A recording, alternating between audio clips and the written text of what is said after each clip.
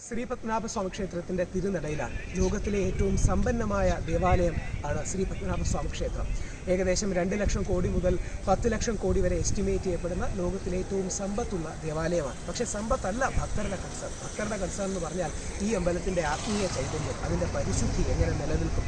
ചരിത്രത്തിൻ്റെ ഭാഗമായി നിന്ന തിരുവിതാംകൂർ രാജാക്കന്മാർ, തന്ത്രി അല്ലെങ്കിൽ ഏട്ടയോഗം പോലുള്ളവരുടെ അവരാണ് ഭരിക്കേണ്ടതെന്നുള്ളതാണ് എല്ലാവരും വിശ്വസിക്കുന്നത്. നമ്മളോടൊപ്പം ഇന്ന് ഈ കേൾക്കേണ്ട ഒരു വോയിസാണ് ഭക്തരുടെ ഭാഗത്തു നിന്ന് ശ്രീ മധുസൂദന അയ്യർ. അദ്ദേഹം ബ്രാഹ്മണ സഭയുടെ ഒരു ഭാരവാഹിയാണ്. അദ്ദേഹം ടെമ്പിൾ കമ്മിറ്റിയുടെ ഒരു പാറ്റേണാണ്. ശ്രീ മധു, അങ്ങേക്ക് എന്താണ് പറയാനുള്ളത്? വിശ്വാസികളുടെ ഭാഗത്തു നിന്ന് കേൾക്കാൻ എല്ലാവരും ആഗ്രഹിക്കുന്നതാണ്. ശ്രീ പത്മനാഭസ്വാമി ക്ഷേത്രത്തെ സംബന്ധിച്ചിടത്തോളം വളരെ ചരിത്രപ്രധാനമായ ഒരു സ്ഥാനമാണ്. അതോടൊപ്പം തന്നെ ക്ഷേത്രം ഭക്തജനങ്ങളെ സംബന്ധിച്ചിടത്തോളം ഓജസ്സുമാണ്. അപ്പോൾ ഈ ക്ഷേത്രത്തിൻ്റെ ഭരണവ്യവസ്ഥ എങ്ങനെയായിരിക്കണം എന്നുള്ളതിനെ സംബന്ധിച്ചാണ് ബഹുമാനപ്പെട്ട സുപ്രീം കോടതി ഇന്ന് വിധി പുറപ്പെടുവിക്കാനായിട്ട് ഇരിക്കുന്നത്.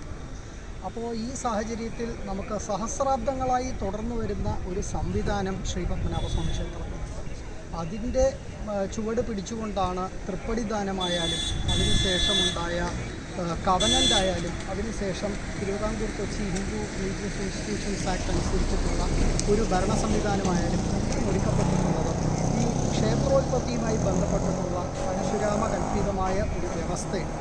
ആ വ്യവസ്ഥയുടെ ചുവട് പിടിപ്പിച്ചിട്ടുണ്ട്.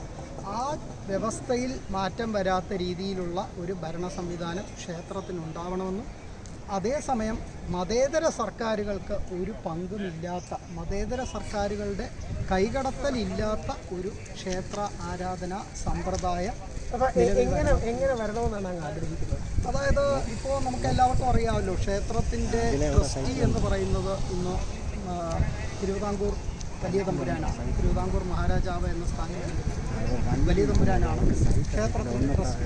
അതോടൊപ്പം തന്നെ ക്ഷേത്രത്തിലെ ദൈനംദിന കാര്യങ്ങളുടെ നിർവഹണത്തിനും വിശേഷാൽ അടിയന്തരങ്ങൾക്കൊക്കെ വളരെ നിസ്തുലമായ പങ്ക് വഹിക്കുന്ന ഒരു വിഭാഗമാണ് ക്ഷേത്രത്തിലെ യോഗത്ത് പോറ്റുമാരെന്ന് പറയുന്നത്. പുരാൺമക്കാരായിട്ട് കാണപ്പെടുന്ന ആൾക്കാരാണ്. അതോടൊപ്പം ക്ഷേത്രത്തിൽ പുഷ്പാഞ്ജലി സ്വാമിയാരുണ്ട്. ക്ഷേത്ര ചൈതന്യം പ്രതിഷ്ഠിച്ച സമയം തൊട്ട് തന്നെ പരശുരാമൻ വ്യവസ്ഥ ചെയ്തിട്ടുള്ള പദ്ധതി അനുസരിച്ച് തന്ത്രമനുഷ്ഠിക്കുന്ന തരണനെല്ലൂർ നെടുമ്പള്ളി തരണനെല്ലൂർ ശാഖയിലെ അനുകൂലമായ വിധി പ്രതീക്ഷിക്കാൻ അവർക്കെല്ലാം പങ്കുള്ള ഒരു ഭരണ സംവിധാനമാണ് നാം സുപ്രീം കോടതിയുടെ മുമ്പാകെ അഭ്യർത്ഥിച്ചത്. ഒരുപക്ഷെ വളരെ ചരിത്ര പ്രാധാന്യമുള്ള എല്ലാ അമ്പലങ്ങളെയും ബാധിക്കുന്ന ഒരു വിധിയാണ്. വിശ്വാസികളായ നമ്മളെല്ലാം ആവശ്യപ്പെടുന്നത് ആർട്ടിക്കിൾ 25 പ്രകാരം ഞങ്ങളുടെ വിശ്വാസത്തിൻ്റെ ഭാഗം കൂടിയാണ്.